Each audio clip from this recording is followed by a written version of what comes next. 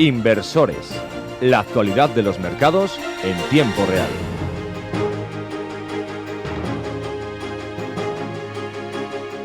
Saludos cordiales, bienvenidos a Inversores, su programa de información financiera semanal. Comenzamos, como es habitual, con algunos de los datos macroeconómicos más importantes de esta última semana, para destacarles que el IPC en España ha subido al 3%, que el IPC en Alemania ha bajado al 2,6% y el IPC en Estados Unidos ha bajado hasta el 2,8%. La producción industrial en Italia cae un 0,6%, aumenta el concurso de acreedores en España un 35%, la producción industrial en la zona euro aumenta un 0,8%, también aumentan las ventas minoristas en Reino Unido y finalmente el PIB en Japón ha subido un 0,6%.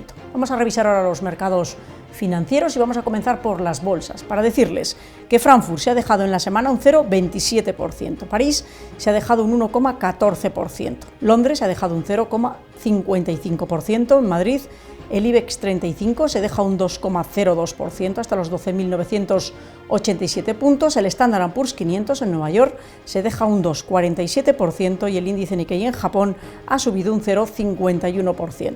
El mercado de divisas, el euro con el dólar, niveles de 1,08, el euro con el yen en 161,4 y el euro con la libra en 0,84.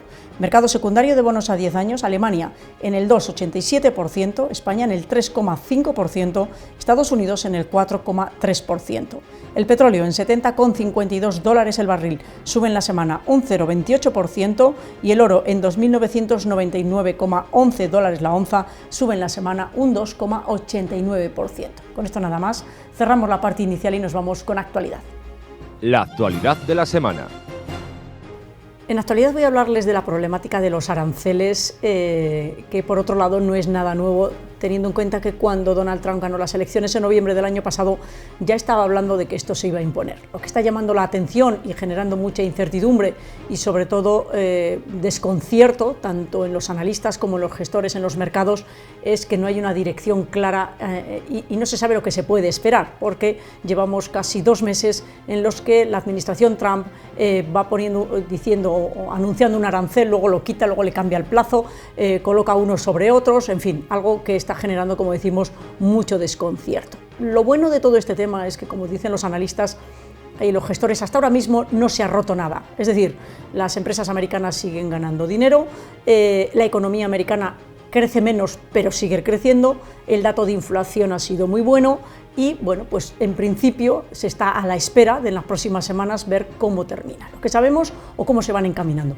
Lo que tenemos claro es que esta semana han anunciado esos aranceles del 25% para el acero y el aluminio que entra en Estados Unidos, que esto afecta a la gran mayoría de los países, a todos los países importantes, porque todos exportan a Estados Unidos, y para el sector americano es malo y perjudicial estos aranceles, por tanto entrarán en alguna fase de negociación. Lo que se está esperando para las próximas semanas es que se lleguen a acuerdos entre todos los países afectados y Estados Unidos para que al final se establezca una tasa ya determinada de aranceles, que son a las que hay que atenerse, porque a partir de ahí es donde ya se pueden hacer los análisis de qué impacto va a tener en las distintas economías.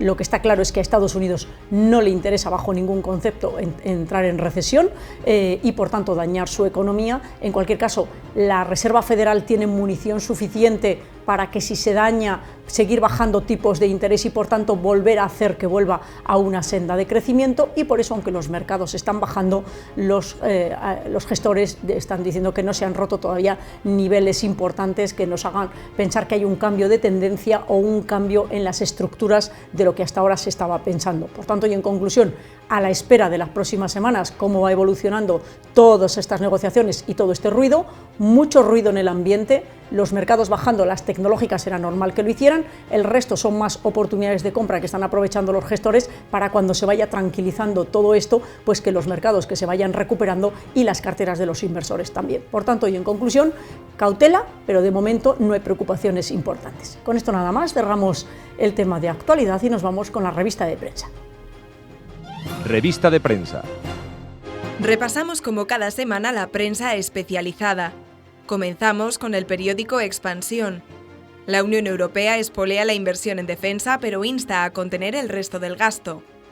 Bruselas advierte de que la relajación de las reglas fiscales se ciñe al aumento del gasto militar y mantiene la política fiscal contractiva. Periódico 5 días. La Unión Europea responde a los aranceles al acero y el aluminio de Trump con medidas por valor de los 26.000 millones. La Comisión Europea abre consulta a los Estados miembros para añadir más bienes que entrarán en vigor el 1 de abril. Periódico Diario de León. La complejidad en las contrataciones hace desaparecer a 660 empleadas del hogar. El incremento de los costes y exigencias sume de nuevo en la precariedad al colectivo laboral. Periódico El Mundo. Agricultura, industria y exportación aupan el crecimiento del PIB al 3,5%. El impulso hubiera resultado más favorable de no ser por la construcción y las inversiones. El valor de la semana. En el valor de la semana, en esta ocasión hemos seleccionado dos fondos de inversión, el Dunas Valor Equilibrio y el Dunas Valor Flexible. Para hablar de estos fondos tenemos a Jorge en el programa. Jorge, bienvenido. Gracias. ¿Por qué estos dos fondos en el valor de la semana? Hemos cogido estas dos estrategias para el valor de la semana porque han sido una de las estrategias que, tras 2 semanas de caídas ininterrumpidas de los mercados financieros, en los cuales todo se ha teñido de rojo, caídas en pequeñas compañías del 20%, índices americanos cayendo más de un 10%, estos fondos han conseguido dar un retorno positivo excepcional y acabando, en este caso la segunda semana de marzo, con unas subidas del Dunas Valor Equilibrado en torno a un 2% y el Dunas Valor Flexible en torno a un 3,8%. ¿Por qué tiene sentido incluir este tipo de estrategias en momentos como este en las carteras? La respuesta a esa pregunta, para responderla tenemos que ir un poco al propósito del fondo, ¿vale? No tenemos que perder de vista que se trata de dos estrategias de retorno absoluto. ¿Esto qué quiere decir? Que son dos estrategias que buscan obtener rentabilidades positivas independiente del entorno de mercado en el que se encuentren, ¿vale? Es decir, que son estrategias que además, si lo vemos durante años anteriores, como ha sido el 22, de caídas también tanto en renta fija como en variable, en el 20 durante el coronavirus, y prácticamente desde su creación no han tenido ni siquiera un año en negativo, ¿vale? Esto lo que nos dice un poco pues es la consistencia de este tipo de estrategias, y son además estrategias que aportan mucha descorrelación. En momentos de caída en los cuales la renta fija cae y la renta variable cae, estas estrategias lo hacen muy bien. ¿En qué invierten exactamente? Ambos se tratan de fondos mixtos. Por ejemplo, el Dunas Valor Equilibrado es un fondo que invierte tanto en renta fija como en renta variable. El Dunas Valor Equilibrado puede ir hasta un 40% en renta variable, un máximo que no ha tocado nunca en su historia, y el renta fija, en este caso el Dunas Valor Flexible, puede llegar hasta un 75% en variable. Es decir, el Dunas Valor Flexible tiene esa mayor capacidad de ponerse más favorable para la renta variable en determinados momentos de mercado. ¿Cómo consiguen los gestores hacer que den rentabilidades positivas cuando el mercado baja?